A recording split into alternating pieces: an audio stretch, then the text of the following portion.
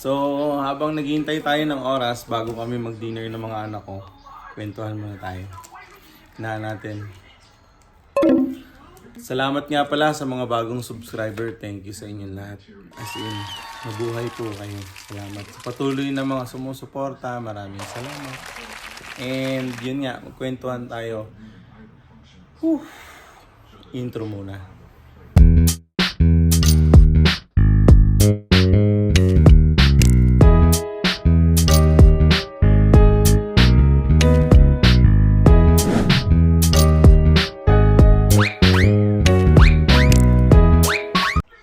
Recently, ang daming pagbabago sa RICC tungkol yan. Napaka-hype ng kwento na yan tungkol sa international student. Ang laki ng pagbabago. I'm sure alam nyo na yon. Yung international student, babawasan na nila yung ma-approve. So for sure, malaking impact yan sa mga travel agency na nag-aantay ng mga process ng international student. Pero okay pa naman yan hanggat walang September intake. Yun yung start kasi nun. And nakakagulat kasi lately lang bago sila mag-announce yan, sinabi pa nila na pwede nang mag 40 hours yung mga international student hanggang April 2024. Yun pala may pasabog. Well, anyway, sa kabila ng mga pagbabago sa RICC, ang dami pa rin gusto pumunta dito sa Canada. Maganda naman talaga kasi sa Canada. Kaya lang sa umpisa talagang kailangan maging solid ka. Kailangan maging strong ka. Katulad namin, alam nyo bang pinagdasal namin to? Talagang pinagdarasal ko to nung nasa Macau ako. Sobrang lagi kong pinagdadasal na sana makarating ako sa Canada. Pagdating ko dito, hindi ko in-expect na mahirap. Sobrang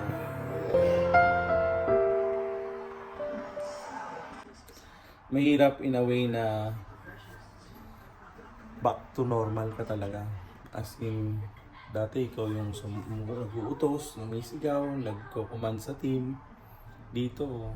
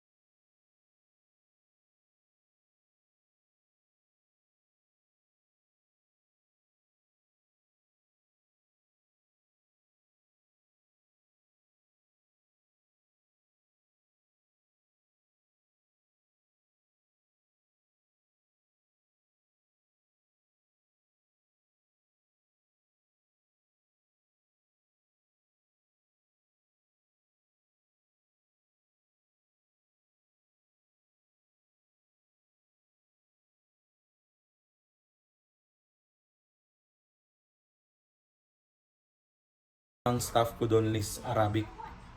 So mas mahirap i-manage kasi nga parang everyday challenge. Naging certified trainer ako ng restaurant. Hanggang sa nagbago yung horoscope ko. I mean, nagpalit ako ng bagong career kasi nga nagkaroon ako ng opportunity na magkaroon ng mas mataas ulit na sahod. Lumipat ako ng blacktop. Pero hindi ako tumagal ng blacktop. Kasi nga nagkaroon ng conflict sa trabaho. Dahil nga hindi ako nagtagal doon, believe it or not, naging sales coordinator naman ako ng Let It Glow. Event and chorba, ganun. Tapos pinahawak ako ng 3 outlet. Sa Lamir, sa City Walk, sa JBR. Yan, iniikot ko yun. Naging charge ako doon. Hanggang sa yun, nagkaroon na naman ng conflict sa buhay. Siyempre, hindi naman tayo perfecto. Kaya nag-Macau ako. So pumunta ako ng Macau. Nag-tourist kaming mag-asawa. Nakakuha ako ng trabaho as a kitchen helper. Sipin mo, from restaurant in charge, naging kitchen helper ako sa Macau. Kasi hindi ako pwede mag-apply doon ng manager or supervisor. May language barrier kasi doon. Hanggat hindi ka marunong mag-Chinese or Cantonese, hindi ka pwedeng maging management. So nag-start ako doon as kitchen helper. Hanggang sa na-promote ako sa kitchen in charge. Naging baker na ako. Ako na yung kitchen head ng Pastes de Chaves, Portuguese bakery. Doon tumagal ako at the same time. Sobrang dami ko naging trabaho doon, as in naging exterior designer, construction, electrician, welder. Marami ko. Nagde-decorate ako ng bawat occasion. Naging event coordinator din nag-event din ako doon sa isang amo, sa isang boss. Kaya lang sobrang abusado. Naging malabanan din pala ako doon. Yung naglilinis ng septic tank. Kaya doon hindi ko kinaya. So habang nagdudusa ako doon, nag-apply na ako sa Canada. Siyempre with the support of my wife. Nag-apply ako sa Canada. Yun, lagi kong pinagdadasal na sana makarating ako sa Canada. Kasi nga, ang hype ng Canada, hype na yan. Puro happiness, puro success, puro masarap ang buhay nakikita ko nun sa mga posts nila. Naglaano sila sa snow. Dating ko dito, teka, huwag natin i-jump. Yun nga, pagkatapos nun, nung naghihintay na lang ako ng work permit ko dito sa Canada, nag-quit na ako sa trabaho kasi nakuha ko na yung experience ko as a baker. Nag-quit na ako sa trabaho, naging security guard naman ako ng Global for almost 1 year. So doon, ang trabaho ko, wala, basic, tayo, kain sa hotel, kasi nga libre pagkain. Tapos yun, duty, 12 hours, tayuan, initan. Pero compare naman dito, kasi doon halos wala nga akong day off. Minsan isang buwan, isang araw lang ang day off ko. Pero parang hindi naman ako pagod kumpara dito. Pero nasasabi ko lang yun kasi wala pa ako nun sa Canada. Pero nung nandun ako, alis na talaga ako. Kaya sabi ko sana Lord makalis ako. So nag-lodge ako ng December 2022. Tapos March na-approve na ako ng 2023. Yun, na-approve na ako. So lumapag ako dito sa Canada ng April 21. So ngayon, February, March, April, 2 months na lang, mag-1 year na ako. So dito, nagsimula ako sa BC. Sa BC, magaan ang trabaho kasi parang ang saya ng buhay doon. Parang normal na tao ka doon, hindi ka binabantayan, parang walang pulis sa loob ng trabaho. Joke lang no offend. Kasi parang mahigpit dito. So dito naranasan ko yun, ganyan. Tapos, ang hirap kasi parang basta mahirap. I can't explain pero mabigat sa loob ko. Parang okay lang. Kaya ang ginawa ko, kinuha ko kagad yung pamilya ko. Kasi nga skilled naman yung work ko as a baker. So kinuha ko kagad yung family ko. Andyan nga pala yung link sa baba. Nung 20 days na approve lang sila ng open work permit. Watch nyo nga pala, open work permit DIY 20 days. Ang ginastos lang namin dyan is $640 plus tax. Tapos yun, hanggang sa umabot na nakarating na ako dito sa Edmonton, medyo ano tong area namin parang malayo sa Kabiyasan kasi almost 1 hour pa sa downtown ko. So medyo boring pero malapit lang ako sa work. Talagang ang purpose ko dito, kaya ako pumunta dito sa bahay na to is para makatipid. Ang work ko is almost 4 to 5 minutes walk mula dito sa bahay. Tapos ang school naman, cross the street ka lang, school na nila. Mga siguro 10 to 12 minutes. Yun yung purpose ko kaya ako dito lumipat sa malapit na bahay para makatipid at the same time madali kong masundo yung mga anak ko kapag kailangan. Magpapaalam lang ako. So yun nga, parang basta iba-iba kasi ang guhit ng palad nating mga nakarating dito sa Canada. May mga international student dito na dumating sila kasama yung anak nila. Isipin mo mag-aaral sila tapos ihatid nila sa daycare yung anak. Kasi kapag wala pang 12 years old yung bata, hindi mo sila pwedeng iwan sa bahay ng sila lang. Kahit na 2-3 sila. Basta wala pang 12 years old, hindi pwede. Otherwise, kukuhanin niya ng government. So, gastos yan. Kasi kukuha ka ng lawyer para ipaliwanag yung parenting mo, yung budgeting mo. Lahat, yun na yun. Kaya mas mainam na I strongly suggest kung gusto nyong makarating dito na mas medyo maalwan na or medyo magaan na, hintayin yung ma-PR yung spouse nyo or yung common law partner nyo, saka kayo magpakuha. Tiis lang talaga kasi kapag ganito katulad nyo, nag-a-adjust kaming mag-asawa. Papasok siya sa trabaho, minsan wala siyang schedule, minsan ayaw niya pumasok kasi mabigat din sa loob niya na pumasok. Hindi kasi maayos yung amo niya dun sa trabaho niya, kaya yung stress na sasaling sa akin. Hindi ako pwedeng mag-give up kasi ako yung primary, ako yung work permit Pag nag-give up ako, uwi kaming lahat sa Pinas, pulutin kami sa Kangkungan. Yung utang namin hanggang dito. Sobrang dami. Kaya yun, ang hirap sa ngayon. Sinasabi nila na pagdating mo dito sa Canada, andito ang opportunity, pwede kang magtrabaho ng ganito, ng ganyan. Susan Roses, applicable lang yon sa PR, hindi yan applicable sa mga temporary foreign worker. Lalo na kapag may ang amo mo, hindi ka papayagan nun. Kaya kung matsyempohan ka pa, huli. Di uwi. Kaya hindi tayo agad pwedeng basta-basta maniwala sa mga nakikita natin na ang saya, ang ganda sa Canada. Depende, sobrang depende. Depende yan, lalo na kung katulad namin kayong mga temporary foreign worker lang. Hindi katulad nung iba na pagdating dito, landed as a PR na. Sila, swerte. Or kinuha sila ng family nila na PR na. So hindi na nila pinagdaanan yung mga hirap na pinagdaanan ng unang kumuha sa kanila. May mga cash job naman dito. Hindi mo magagawa yun kung may pinaglalaanan ka na ng ibang oras mo. Although, syempre, masaya ako kasi kasama ko yung mga anak ko at saka yung asawa ko. Pero hindi sapat yung saya lang, yung saya na masaya kayo. Kasi may naghihintay sa inyong bayarin, may naghihintay sa inyong groceries, may naghihintay sa inyo ng bayad ng bahay. So, may naghihintay sa inyo ng basta maraming Katulad yan, kailangan ko na mag-apply ng PR. So, pag nag-apply ako ng PR, kailangan kong gumastos, magbabayad ako ng consultant. Hindi ko naman pwedeng basta ipag-DIY lang kasi PR yan, medyo kailangan ng mas expert kaysa sa ginawa naming DIY nung family ko.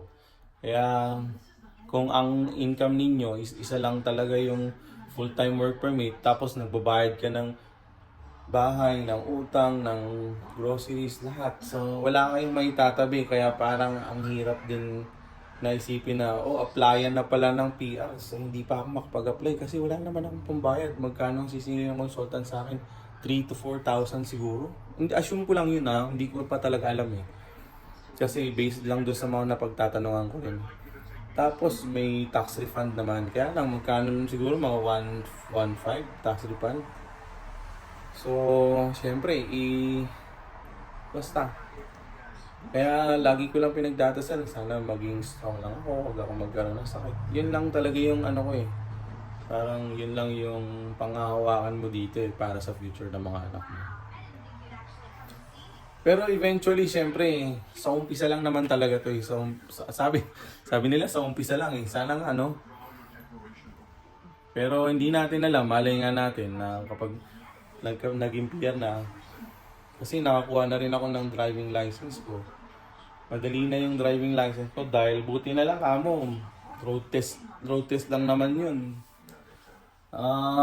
Yeah.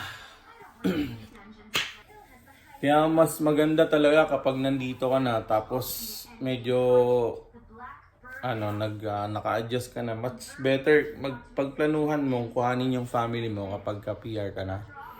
Mas makakatulong. Or pwedeng kuhanin mo yung family mo tapos yung mga anak mo is medyo legal age. Dito kasi 12, ayun. Kunin mo yung family mo, 12 years old na yung anak mo, tapos medyo may alam na sila sa buhay, sa bahay.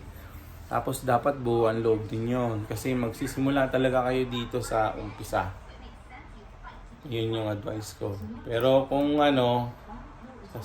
sa bagay kasi Canada is for family talaga eh. Kaya lang naman tayo nandito is para sa pamilya. Tapos kung magkakahiwalay pa kayo, parang pangit.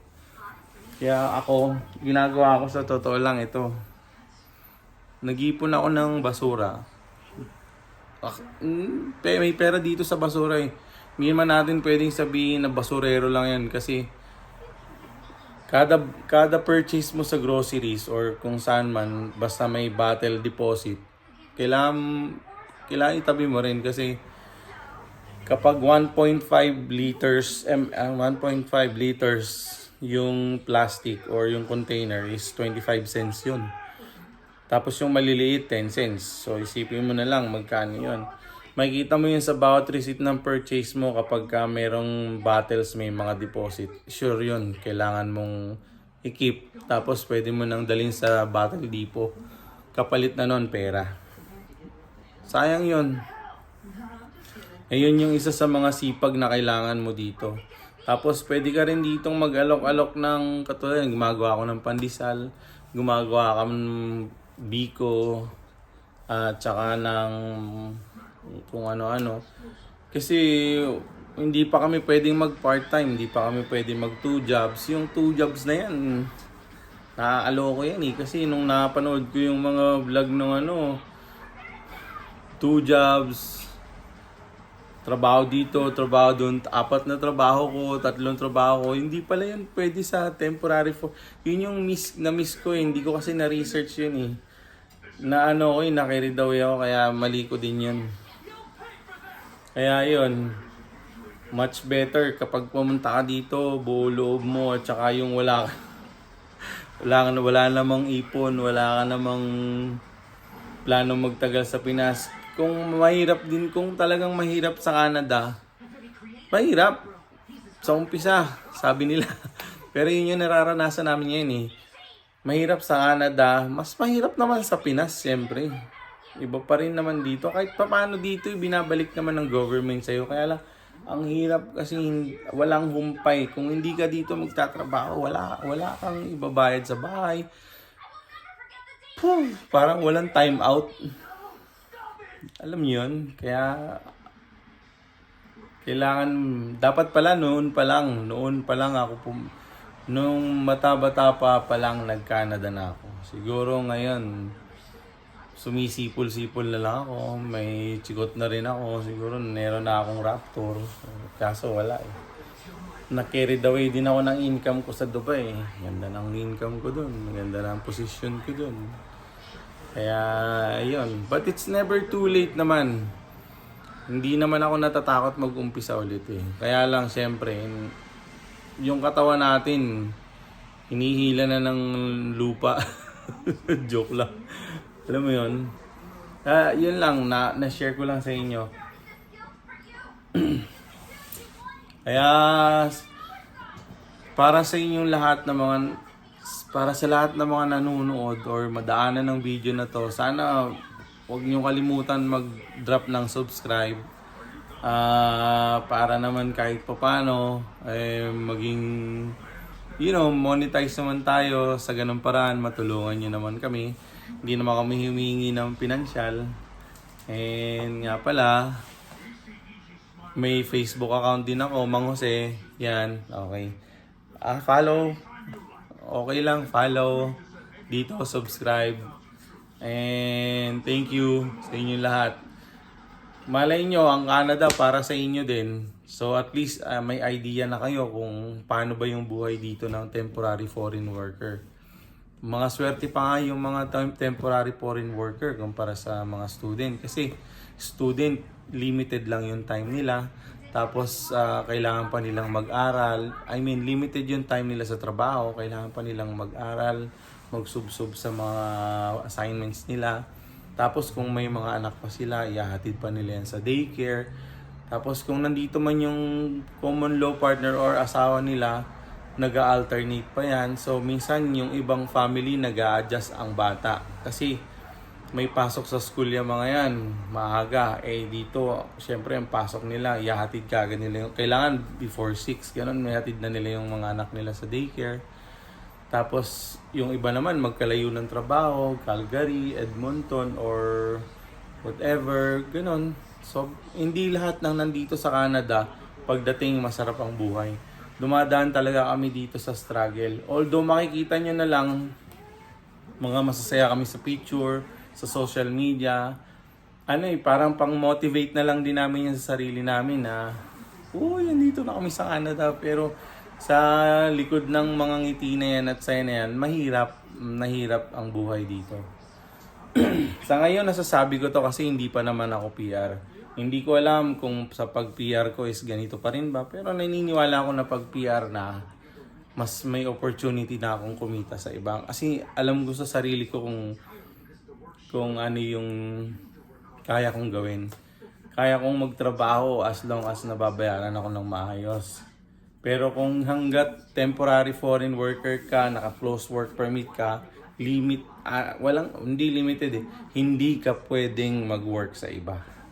Dumiskarte ka na lang ng cash job or makikontrata ka na lang. Pero yun is kung wala kang ibang pinaglalaanan ng oras mo. Katulad ko, pinaglalaanan ng oras ko dito sa pamilya. Kaya thank you sa mga nanonood. Thank you sa inyo lahat. God bless you all and lagi kayong mag-iingat saan mga kayo nararoon. Ako nga pala si Mang Jose at OFW pa rin dito sa Canada. Bye!